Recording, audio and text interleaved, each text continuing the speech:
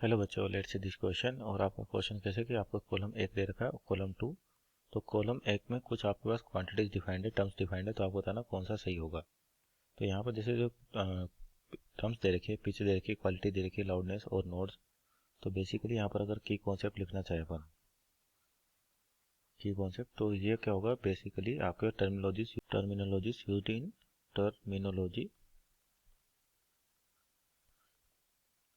Used in wave. तो एक एक करके चेक करते हैं। जैसे आपको पहला दे रखा है कि क्या है, पिच। तो पिच क्या होता है बेसिकली आपके पास, मान लीजिए कोई भी वेव फॉर्म हो रही है, तो उसके एक पॉइंट को लें और वही अगली वेव के अंदर सेम कोरस्पॉन्डिंग पॉइंट हो, उनके बीच की दूरी को पिच कहा जाता है। जैसे समझने के लिए मान लीजिए आपके पास इस तरह से एक वेव जनरेट हुई इस तरीके से, और मान लेते हैं अपने इस वाले पर एक कोई पॉइंट लिया, तो आगे जाके यही सेम पॉइंट अपने को फिर से मिलेगा अगले वेव में। तो इनके बीच की जो दूरी होती है इसको अपन पिच कहते हैं, पी से डिनोट करें।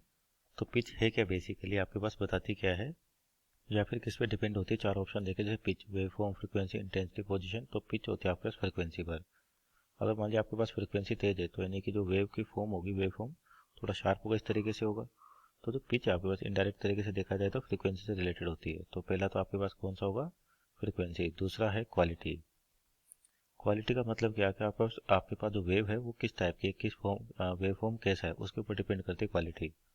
तो आपके पास यहाँ पर क्वालिटी की बात कर रखी है, लाउडनेस और नोट्स की बात कर रखी है। तो क्वालिटी बेसिकली किस पे डिपेंड करती है, आपका वेव फॉर्म पे। तो कह सकते हैं क्वालिटी किसे मैच करेगी आपके पास, वेव फॉर्म से। जिस टाइप का आपके पास वेव फॉर्म होगा उसी प्रकार के आपका सिग्नल की क्वांटिटी होगी। तीसरा लिखा है लाउडनेस। तो लाउडनेस बेसिकली अनवांटेड साउंड होता है, और ये किससे रिलेटेड होता है आपके पास, यहाँ पे देखें तो लाउडनेस हो गया बेसिकली इंटेंसिटी, आपके पास इंटेंसिटी से।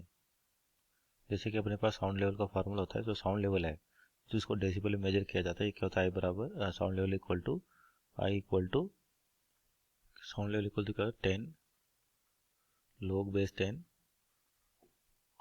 आई अपॉन आई नोट। तो आई नोट तो आपके पास रेफरेंस फ्रीक्वेंसी होती है, रेफरेंस इंटेंसिटी होती है, और आई क्या होती है, किसी भी साउंड लेवल पे मान लिया आपको दे रखा है तो उसके कोरस्पॉन्डिंग क्या इंटेंसिटी होगी। तो इस फॉर्मूले से अपन साउंड लेवल डिफाइन करते हैं। तो यानी कि लाउडनेस बेसिकली किस पे डिपेंडेंट होगी, साउंड आपके पास इंटेंसिटी पर। नेक्स्ट लिखा है नोड। तो नोड्स क्या होते हैं आपके पास, जब भी कोई भी वेव फॉर्म होती है, यानी कि जनरल स्टेशनरी वेव की बात होती है आपके पास। जब दो वेव्स एक दूसरे के अपोजिट डायरेक्शन में मूव करती हुई और सेम एम्पलीट्यूड सेम फ्रिक्वेंसी की होगी, तो वो क्या बनाती है, स्टेशनरी वेव्स बनाती है। तो आपका स्टेशनरी वेव इस तरीके से वेव फॉर्म दिखाई देगा। तो जहाँ पर डिस्प्लेसमेंट पार्टिकल का क्या होता है, जीरो होता है, वहाँ पर अपन बोलते हैं नोड्स बनते हैं।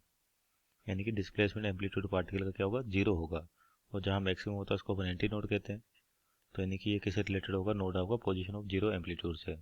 तो यहाँ पर मैच करते हैं आपके पास क्या ऑप्शन है, ए का। ए किसे मैच करा आपके पास है, दो से। और बी है यानी क्वालिटी किसे मैच करी, एक से। और सी लाउडनेस किसे मैच करी आपका, तीन से। और डी नोट्स क्या करा है, चार से मैच करा है। तो 2 1 3 4। तो यहाँ देखते हैं अपन 2 1 3 4 means option number B is our right answer.